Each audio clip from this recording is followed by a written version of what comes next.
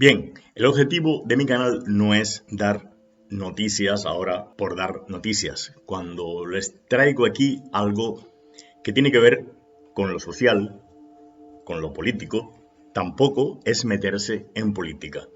Pero ¿por qué hay que tocar estos temas? Bueno, no sé si alguno sabrá que soy de descendencia cubana. Nací en Cuba durante 40 años hasta que emigré aquí a España. En mi país, la doctrina marxista, comunista, estaba a pie de cañón en los colegios, instituciones, en todas las organizaciones sociales que ellos mismos creaban. En fin, que lo que les quiero decir es que hay algo muy importante porque hay una categoría filosófica que el marxismo proclama y es que la economía influye en la superestructura. La superestructura no son más que todas aquellas instituciones que tienen que ver con la cultura, con el pensamiento, con la filosofía y que no generan como tal un ingreso neto. Por tanto, según ellos, siempre será un resultado de la parte económica y cómo va el desarrollo social. Y de esto precisamente es de lo que le quería comentar hoy, porque todo está relacionado. Así que cuando doy alguna noticia, no es para meterse en política ni es para criticar nada, sencillamente para mostrarle con ejemplos fehacientes una situación, un drama, un problema donde estamos nosotros actualmente sumergidos. A veces no podré dárselas porque, como ya saben, todo esto pasa por el filtro de la censura.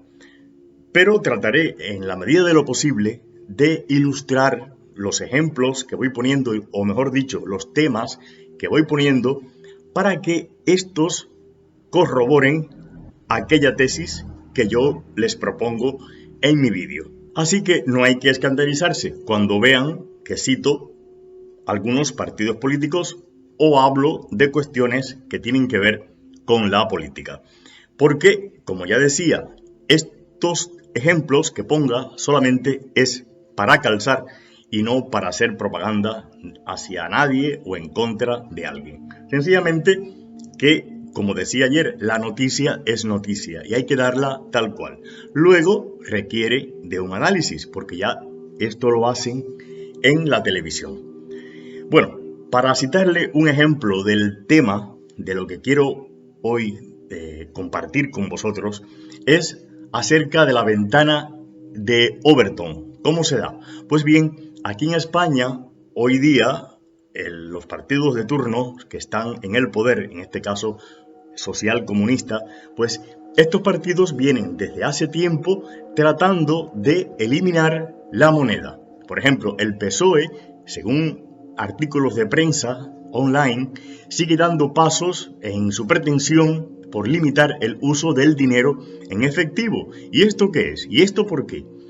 Pero en su primera propuesta, los socialistas ponían, o sea, fíjate, las primeras propuestas, esto quiere decir que se va a ir haciendo de manera gradual.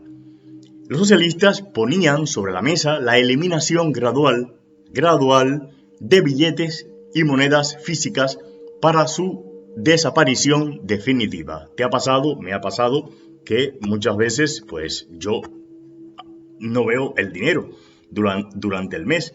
Me pagan online, luego uso la tarjeta y hago las compras en el mercado y muchas veces ni toco el dinero en efectivo. Y esto que está pasando tiene un porqué y está muy bien pensado. No es algo que esté pasando porque sí. Pero cuando los partidos de turnos proponen algo, está apoyado en una solución que le están dando a un problema que existe actualmente. La pregunta sería, ¿por qué quieren eliminar el dinero? ¿Por qué los poderosos quieren un mundo sin dinero?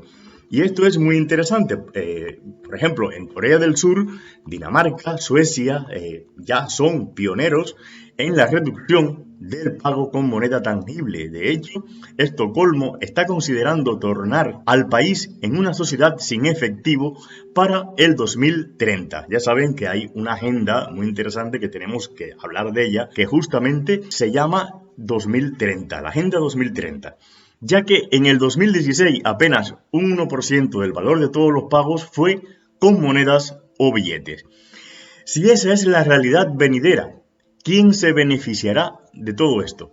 ¿Y quién controlará finalmente el dinero en el futuro? Aquí habría que analizar algo muy rapidito y de manera general como un ejemplo. Por ejemplo, si vendes algo y yo te pago con billetes, haremos una transacción directa en la que nadie más que tú y yo nos beneficiaríamos.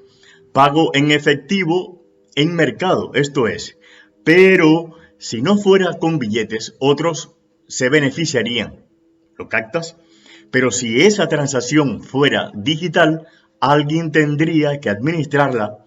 Hay un espacio entre tú y yo y en ese espacio se genera dinero. Por eso hay gran interés en que dejes de comprar con metal y papel.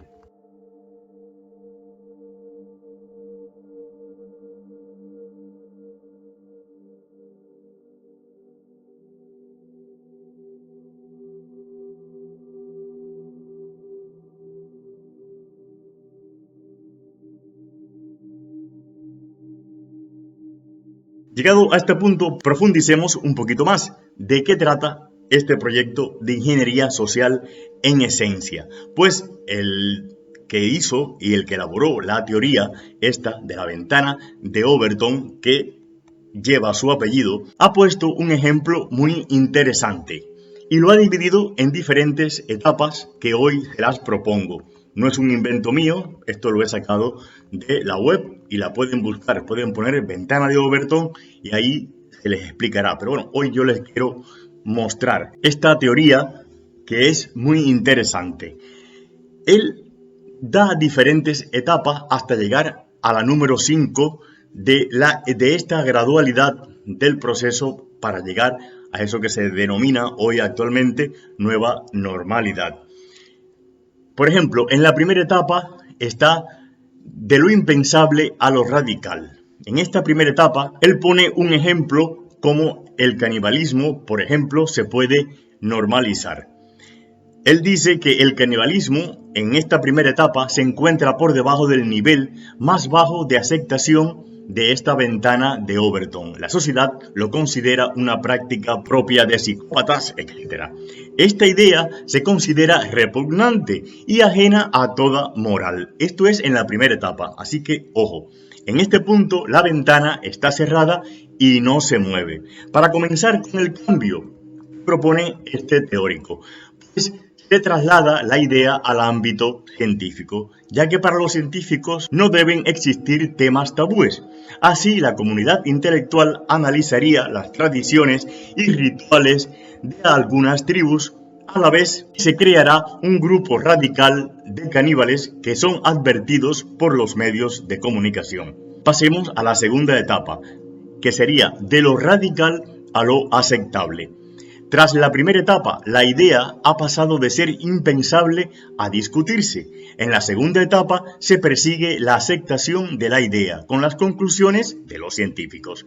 Podrá calificarse de intransigentes a quienes se nieguen a adquirir conocimientos sobre el tema tratado. Las personas que se resistan comenzarán a ser vistos como fanáticos y se oponen a la ciencia. Estos serían condenados públicamente a medida que la idea va perdiendo sus connotaciones negativas, llegando incluso a cambiar el nombre de canibalismo por antropofagia, antropofilia, etc. Poco a poco los medios de comunicación harían que el hecho de comer carne humana pueda considerarse como algo aceptable y por tanto respetable. Veamos la tercera etapa, que la denomina de lo aceptable a lo sensato.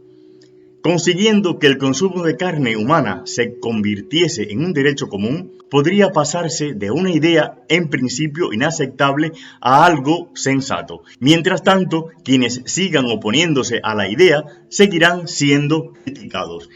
estas personas pasarían a ser consideradas radicales, yo diría hoy negacionistas, que están en contra de un derecho fundamental. Por otro lado, la comunidad científica y los medios de comunicación insistirían en que la historia humana está repleta de casos de canibalismo, sin que esto fuese extraño para esas antiguas sociedades. La cuarta etapa la denomina de lo sensato a lo popular. En estos momentos el canibalismo se convierte en un tema predilecto. La idea comienza a mostrarse en las películas, en series de televisión y en cualquier otro método de entretenimiento como algo positivo. A su vez, se ensalza a personajes históricos que hayan estado relacionados con esas prácticas. El fenómeno es cada vez más multitudinario y continuará reforzando su imagen positiva. Para finalizar, la etapa 5 sería de lo popular a lo político. Y aquí es donde quiero llegar.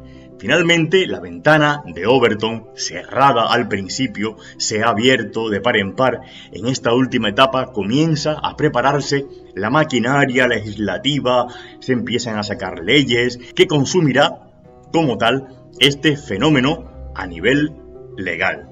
Los partidarios del canibalismo se consolidan en la política y comienzan a buscar más poder y representación pública. De tal manera que la misma sociedad es la que va a pedir aquellas cosas que antes serían imposible que las pidiera y que también las aceptara como algo normal. Pues esto es muy preocupante y esto lo tenemos que conocer para saber en el océano en donde nos estamos moviendo como humanidad. Como decía antes, cómo la economía y la política influye en el pensamiento, en la filosofía, en la espiritualidad y en las instituciones. Y todo esto con un fin muy marcado y un propósito. Y por lo que parece, propósitos oscuros de aquellos que están moviendo los hilos. ¿No se han preguntado por qué los gobiernos, cuando llegan al poder, no cumplen con aquellas medidas que habían dado en sus campañas electorales? ¿Por qué razón? ¿Qué es lo que sucede? Pues es que por detrás de los gobiernos existen manos poderosas que mueven mucho dinero, que están dirigiendo y redirigiendo la economía hacia sus fines hegemónicos. Manipulación de la mente y de los procesos espirituales que atañen al ser. Por eso es que no podemos desligar espiritualidad de política. Por eso los políticos y los que nos controlan lo que quieren es que el ser espiritual no se meta en política, no se meta. Y yo no me estoy metiendo actualmente en política. Estoy haciendo un análisis antropológico, espiritual, como se le quiere llamar, sociológico, acerca de algo que está pasando. Ellos quieren que el espiritual solamente se dedique a rezar en las instituciones, a estar calladito como corderitos y a apagar luego. Entonces nos quieren como memos para que seamos marionetas muy manipulables y poder ser conducidos, así todo el rebaño, hacia sus fines financieros oscuros y económicos. El dinero como un mecanismo de control de las masas. Por eso es que toco estos temas y hay que conocerlos. Y esto es estar despiertos, porque el despertar no es solamente, como decía Carl Jung, imaginar figuras de luz.